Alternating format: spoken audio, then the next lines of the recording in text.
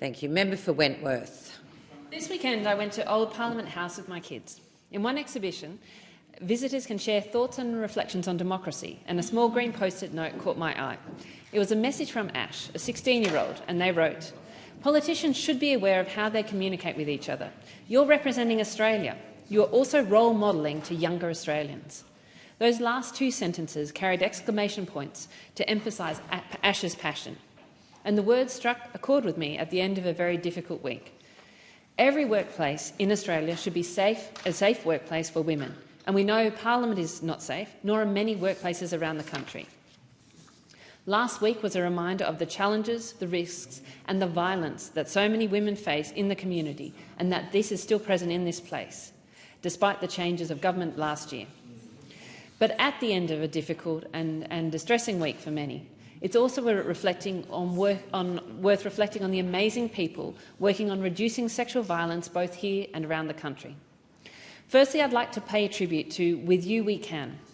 This is a national online resource demystifying the police and legal systems for victims of sexual violence while still working to improve those systems.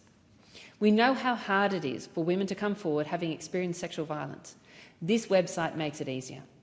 I want to honour Sarah Rosenberg, one of the founders of this, who has helped turn her own lived experience into help for others.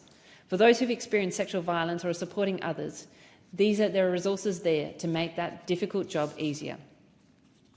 And secondly, I want to acknowledge the people who are doing amazing work in terms of increasing the representation of women in the corridor of powers, both here but around the country, because that is also critical to changing the culture of sexual violence in this country. Last week, the Parliamentary Friends of Women for Election met and heard from Licia Heath, who runs a non-partisan Women for Election, which seeks to achieve gender parity in Australian parliaments. Licia reminded us that we have still some way to go, with women only representing 37% of state and territory parliaments, but also acknowledged how far this parliament in particular has come, with now 46% of the Commonwealth Parliament represented by women. That is almost a 10% increase in just one election, from 36% to 46%. It is a huge growth. If we want to change the culture of this place and of the country, we need to elect more women across the board. I have the honour of sitting on the crossbench, which is a hive of strong, capable women, standing up for the community and shifting the balance of Parliament to be more representative of this country. In a week that was genuinely tough, this realisation gives me comfort and strength.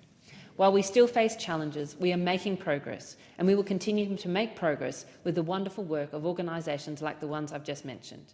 We can make this country better than it already is. Member for Hunter.